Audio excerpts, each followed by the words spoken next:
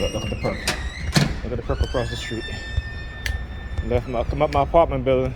At my apartment, I see him standing across there in front of the building right here. As soon as I exit out, he starts walking towards the the sidewalk. Oh, look, I tell you. Soon as I come out, they start moving. What you gonna do? Move the cone? Yep. He's looking at the window. Yo.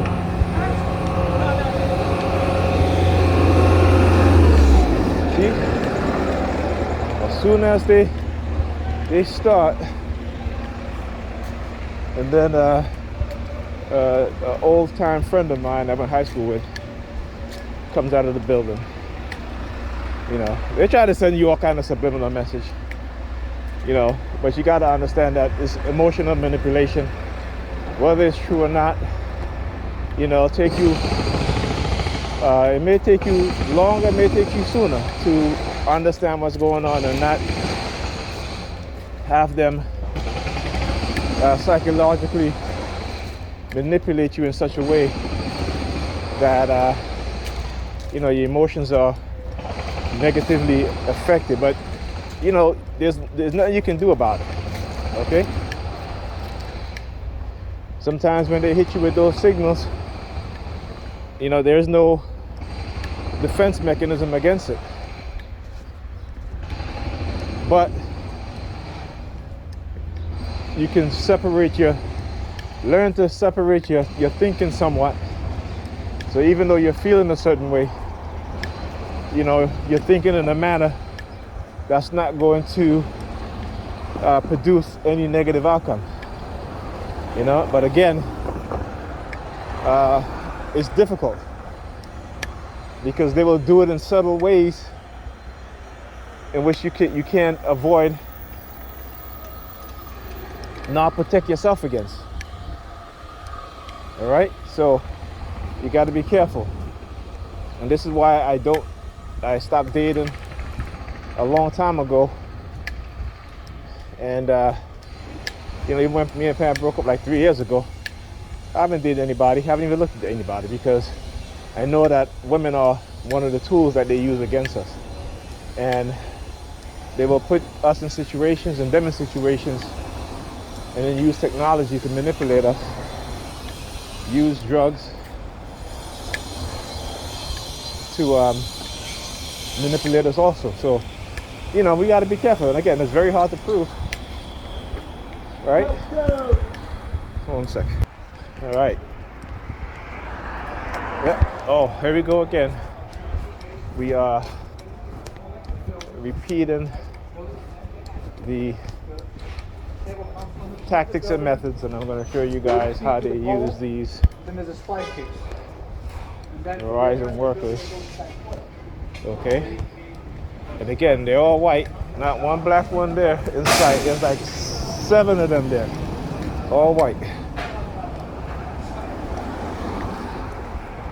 Oh, spoke too soon. Are they with them? Okay, all right. Well, hey, what's going on? How are you?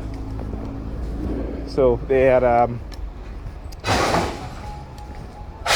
2 black ones just came out the basement there. But early on in my targeting, when they would target me with the Verizon workers working in my building, every time I leave the house, they would come out of the basement all at one time. All right. Oh, see, across the street, must be for a reason. Look across the street over there. This guy wearing a bandana on his head with the Grenadian flag on it. You know, talk about the deportation theme. So they know. That's what you call them too, because that's why I looked across the street, right? Because I didn't walk this way. I walk over to the other side. Yes, but here. Yeah, see that? The bandana on his head, so he turned his back. Yeah, very slick. Again, tactics they do many times, so I'm pretty much used to it in terms of identifying it and understanding what type of subliminal message they're trying to send. Right? So as I was saying, so you know, the Verizon workers, man, for like a good week, every single time I come out my house to go to work, they would come out of the basement at the exact moment, the exact time, right? And they will all line up against the wall, you know, looking at me, smiling, like big smile on their face. You know, remember, they were all white now. Early on in my talking, it was all white people, right? White cops, white supremacists hanging on the corner of the street that I worked on when I leave work. Skinheads, you know. And then eventually, after many years, they even started recruiting the Negropeans. And the Negropeans are very easy to manipulate because they don't read anything that's substantial. They only read the Bible, self-help books, how to think like a man, you know, that sort of thing, how to become a man, right? The Negropean men, partying, hey, I was in the same boat, you know, making, you know, what you think is good money, but it actually isn't. Okay, because you look at the amount of wealth the white people and white family have accumulated off of the backs of black people, right, and Negropean people, it's astounding. So they got the Negropeans to come in, start targeting me, using women, you know, until I started finding out about, you know, FBI honey trap programs and all this stuff, and I was like, okay, you know what? Yeah, I don't need to be dating anymore. I seriously don't. Particularly, you know, when all these white cops are harassing me, and when I'm walking, they're grabbing onto their holster, to their guns. You know, they are here on my way home. Nobody outside. No one outside now. Leaving their car, door open in the middle of the street. The middle of the street. Okay? So yeah. You know, and at the time you don't really think about these things because your mind is in a state of transit-like, you know, state that you're not thinking anything about your targeting. You have all these thoughts running through your mind.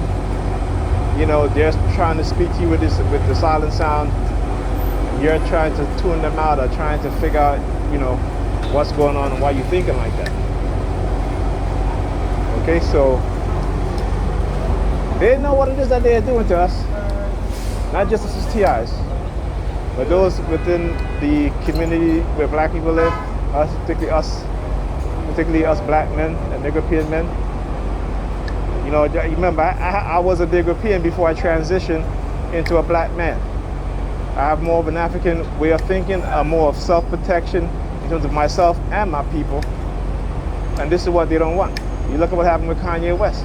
Instead of him getting the right people around him, right, the right people around him to go at these companies in a legal manner, he's out there just talking nonsense. Now, I shouldn't say nonsense, because not all that he's saying is nonsense. But he's just talking, and what's happening is that now he has been labeled, right? Which again, we as TIs, we're all labeled, right? So, but the difference is that Kanye has money.